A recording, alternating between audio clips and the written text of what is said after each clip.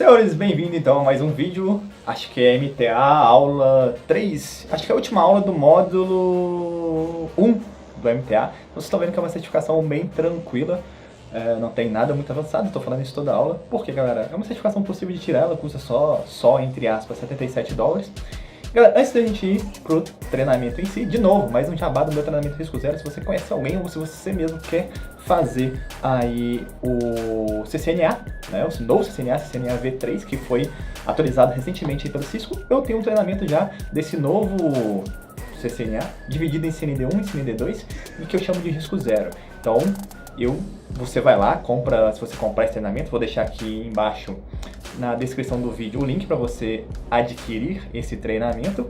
Galera, o preço lá tem o preço embutido com voucher, o preço sem voucher, mas o diferencial desse treinamento, além de ser eu que vou dar aula, é lógico, é que eu chamo de risco zero. Então, se você não passar na prova, eu devolvo todo o seu dinheiro que você investiu no treinamento, se for com voucher, se for sem voucher, e ainda te dou mais R$50. Então, o risco é todo meu, ninguém faz isso no planeta Terra, né?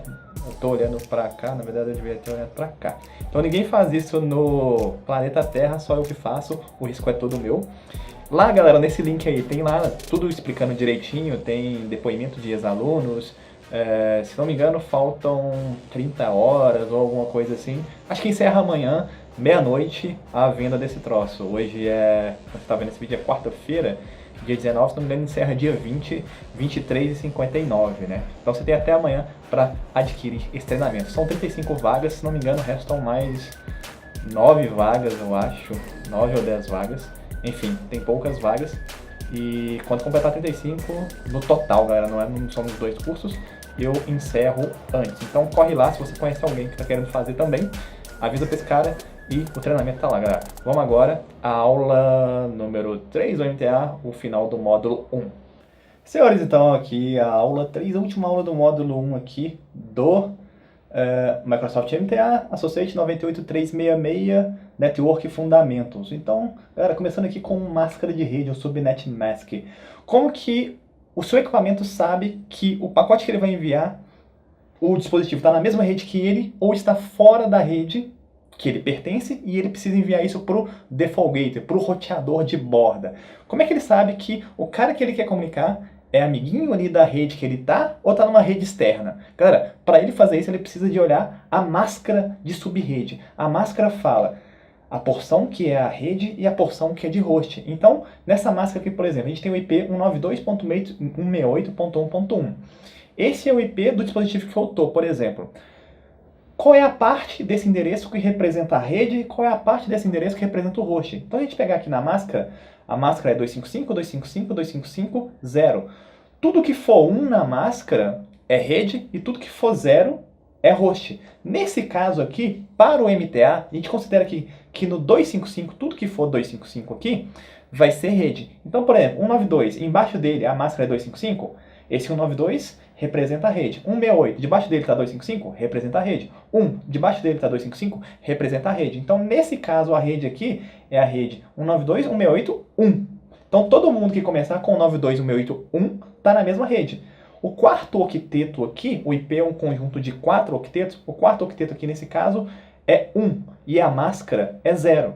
Quando for 0 na máscara, quer dizer que aquilo que está ali em cima é o identificador do host. Então, a rede é o 92681 e o IP, o identificador do host é o 1. Então, dentro da rede 192.168.1, o identificador do host é o final 1. Então, eu tenho a rede 92681, eu tenho os hosts 1, 2, 3, 4, 5, 6. Então, o último octeto ali, nesse caso, representa o host. Por quê? Porque simplesmente na máscara de subrede ali tá 0. Quando tá 0, quer dizer o quê? Que o octeto que eu estou trabalhando ali, naquele caso, representa host. Então, 255, 255, 2550 quer dizer que os 3 primeiros octetos identificam a rede inteira e o último octeto representa o host. Galera, não cai cálculo avançado de subrede no MTA, mas é legal você dar uma olhada nesse tipo de endereço IP. Eu vou deixar aqui embaixo, ou se eu não deixar aqui embaixo, se eu esquecer, me cobrem nos comentários, mas também vocês podem procurar no meu canal cálculo de subrede. Tem lá uma parte completa sobre cálculo de subrede. Não cai cálculo de subrede no MTA, mas enfim, é para você começar a entender aí o que é rede, o que é máscara. Acho que fica melhor quando você entende a forma completa. Host. Galera, os IPs são utilizados e aplicados, né, são configurados em host. Então eu estou aqui numa máquina e essa máquina está conectada na minha rede local aqui e ela tem um IP. Né? Então a minha TV aqui, Smart TV, ela tem um IP. Se eu tivesse um smartwatch aqui, um relógio inteligente, ele teria um IP também. Então tudo hoje em dia, praticamente tudo hoje em dia tem IP. A gente vai ter uma lâmpada aqui, por exemplo, eu coloquei um desenho de uma lâmpada aqui. Essa lâmpada, galera, ela é uma Smart Lamp, ela vai ter IP também. Então a gente tem hoje em dia é o que eles chamam de internet de todas as coisas. O que a gente vai ter no futuro é a internet de todas as coisas, IoT. Tudo vai ter um IP, então você vai poder configurar tudo remotamente, acessar tudo remotamente, fazer alterações remotamente. Isso vai ser tudo conectado na rede e vão ter várias aplicações para isso aí, beleza? Então o host é qualquer coisa que conecta na sua rede e tem um IP. Você consegue conectar nele aí de forma para configurar ele de forma remota. Topologia de rede, galera. Então a gente tem a topologia, os designs de rede mais clássicos. A gente tem aqui o primeiro, que é o barramento. O barramento simplesmente é como se fosse um fio, onde todas as máquinas ligam nesse fio. Se esse fio romper, as máquinas vão ficar isoladas. A gente vai ter máquinas da esquerda e máquinas da direita, elas não vão conversar. A gente tem aqui a topologia em anel, que simplesmente, como é que eu vou explicar isso melhor? Forma um anel. Então nesse anel, se uma parte desse anel romper, eu consigo ter a saída pelo outro lado, então é melhor do que barramento. E eu tenho a topologia estrela, que é um dispositivo central onde eu conecto todo mundo. E a gente também tem a topologia mesh, que a gente vai ver aqui agora, topologia estrela. A gente tem um dispositivo central onde todo mundo conecta nesse dispositivo. É uma solução barata, porém se esse dispositivo central cair, cai todo mundo. Tranquilo? É a topologia mais utilizada hoje em dia. A gente tem variações de estrela com anéis, enfim, mas a topologia estrela é a mais utilizada hoje em dia pelo custo e pelo desempenho também. Como eu tenho um dispositivo central ali, e esse dispositivo normalmente é um switch, eu consigo alcançar velocidades maiores do que na tecnologia barramento e anel. E ela é mais fácil de implementar também. Barata, fácil e tem alto desempenho. Então é tudo que todo dono de empresa quer, né? E a gente tem aqui a topologia mesh. Eu coloquei as chiquititas aí porque eu lembrei daquele mesh com as mãos. Ótima piada. Topologia mesh, galera. Todo mundo conecta em todo mundo. Qual o problema dessa topologia? Ela é ótima porque eu tenho sempre caminhos mega duplicados. Eu tenho, por exemplo, a máquina de cima e a máquina da esquerda. Ela consegue alcançar todas as máquinas. E ela tem o quê? Caminho redundante. Ela tem mais de um caminho para o mesmo lugar. Então, se uma parte dessa rede romper, eu tenho conectividade com todos os outros equipamentos tranquilamente. O problema dessa topologia é que ela é cara. Eu preciso de mais links e eu preciso mais dispositivo de rede. Por exemplo, essa máquina aí, toda máquina aí precisa de pelo menos 3 placas de rede, 3 cabos.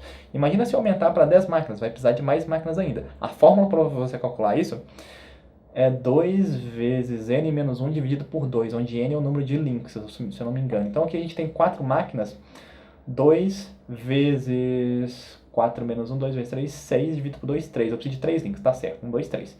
Se eu tiver 10 máquinas, 10, 2 vezes 9, 18 dividido por 2, 9. Eu preciso de 9 links. Então, 2 vezes n menos 1 dividido por 2. Enfim, essa é a fórmula. Ela é cara, ela é difícil de configurar, difícil de manter e difícil de crescer. Então, ela é bem complicada. Mas é a que tem mais redundância, né? Mais link duplicado e mais tolerante à falha. A chance dessa rede cair é muito pequena. Só que ela é extremamente cara, difícil de configurar, difícil de crescer, que é a escalabilidade, né? E difícil de manter, porque ela é bem complexa. E a gente tem aqui a topologia em anel, como não poderia deixar de ser, eu coloquei, é lógico, o anel dos Senhor dos Anéis. Né? Topologia em anel, galera. Simplesmente eu tenho um loop, né? E se uma parte desse anel romper, eu tenho um caminho por baixo. Utilizado em tecnologias mais antigas, como Token Ring. Hoje em dia é utilizado com o que chama de Metro Ethernet, enfim, ligação de fibra em forma de anel. É uma topologia válida normalmente em backbone de operadora. Quando eu tenho backbone de operadora, eu não consigo fazer topologia mesh e fazer topologia estrela. É muito arriscado, porque se aquele equipamento cair, a minha rede toda cai. Eu faço um anel com estrelas subestrelas. Eu tenho topologia híbrida, né? Continuando aqui, galera, a gente tem aqui o padrão Ethernet. Por que eu coloquei esse senhorzinho aí? Ethernet, galera, é um padrão mega antigo, eles chamam de padrão de fato.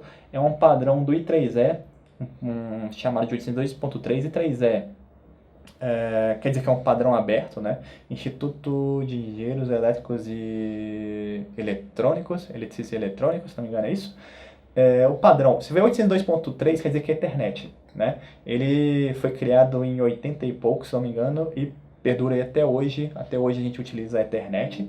A gente tem tipos comuns de Ethernet aqui, que você usa na empresa. Fast Ethernet, velocidade 100 megabits, e Gigabit Ethernet, a gente tem 10 Gigabit Ethernet, e o céu é o limite aí, é lógico, a gente tem que... padrões novos vão surgindo, mas a ideia do Ethernet, você, por exemplo, pega um padrão Fast Ethernet e utiliza aquela RJ45, aquele conectorzinho que eu mostrei na última aula, você pega Gigabit Ethernet e é o mesmo conector. Então, eu não preciso trocar meus conectores, por exemplo, as portas dos equipamentos. Elas conectam, né? Elas têm retrocompatibilidade. Retrocompatibilidade é como se o seu PlayStation 3 rodasse o jogo do PlayStation 2, né? Então, isso é fantástico para a rede, porque eu não preciso trocar todo o meu hardware de uma vez para ter novas velocidades. Essa é a ideia do padrão Ethernet, e a escalabilidade dele é gigante e a maturidade maior ainda, porque é um troço que está rodando desde 84, que teve evoluções, e eu não precisei trocar meu hardware inteiro, fui trocando aos poucos, porque eu tenho retrocompatibilidade. É incrível para qualquer dono de empresa, né? Então, padrão Ethernet, galera, 95 ou 98% das redes utilizam padrão Ethernet. Redes bem antigas, de redes legadas de operadora, algumas ainda utilizam outras tecnologias, como a ATM, Frame Relay, entre tecnologias mais antigas, mas atualmente a maioria das redes estão migrando todas para a Ethernet, seja rede local ou seja rede WAN. E a gente tem aqui o frame. A gente tem mania de chamar tudo de pacote, está errado. Quando eu estou analisando camada 2, a gente chama de frame. Quando a gente está analisando camada 3, a gente chama de pacote. Eu vou falar mais disso depois. Quando a gente está analisando camada 4, a gente chama de segmento. O que é um frame? Essa caixa, é como se fosse uma caixa. Essa caixa, galera, eu vou colocar alguma coisa dentro. Então eu vou colocar os dados, por exemplo, que a gente chama de payload.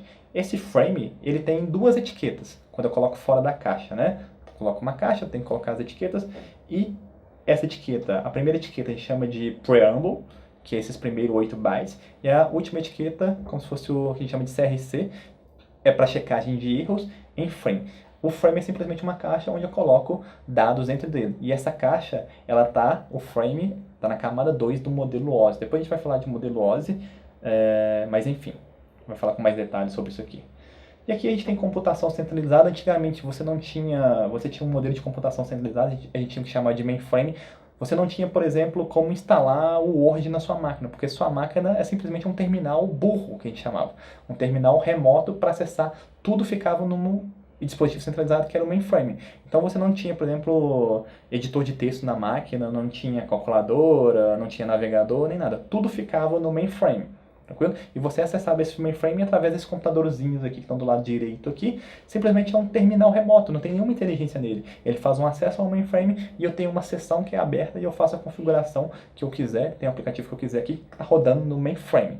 Ou seja, toda a inteligência está no mainframe e nenhuma inteligência no terminal remoto. Se eu quero abrir, por exemplo, um Word ou um Excel da vida, nem existia isso na época, mas enfim, um editor de texto, isso ficava rodando no mainframe. Todo o processamento era no mainframe. E a gente tem aqui, depois do mainframe, o modelo cliente-servidor, que é o modelo utilizado até hoje, que eu tenho parte da inteligência nos computadores e parte da inteligência nos servidores. Então, eu ainda tenho no meu desktop programas de edição de texto, planilhas e tal, e uma parte fica no servidor. Tranquilo? Então, essa é a ideia do modelo cliente-servidor. Eu tenho uma inteligência aí no cliente e também inteligência no servidor. O servidor é quando eu vou acessar, sei lá, alguma página, eu vou ter um servidor de arquivos, onde eu vou colocar todos os arquivos, e todo mundo vai acessar esse servidor. Então o servidor, ele está lá para servir para alguma coisa, né? Então eu tenho um processamento lá, mas se eu quero fazer coisas básicas, eu ainda consigo fazer na minha máquina. A gente tem aqui a rede peer-to-peer, que normalmente você baixa torrent nela, né? Mas, por exemplo, o Skype funciona via peer-to-peer, tem algumas outras aplicações que funcionam via peer-to-peer. Peer-to-peer, galera, eu tenho parte, por exemplo, se eu tenho um servidor de arquivo, eu vou fazer um download, o arquivo está lá no servidor. Se muita gente conecta nesse servidor, o servidor vai ficar lento.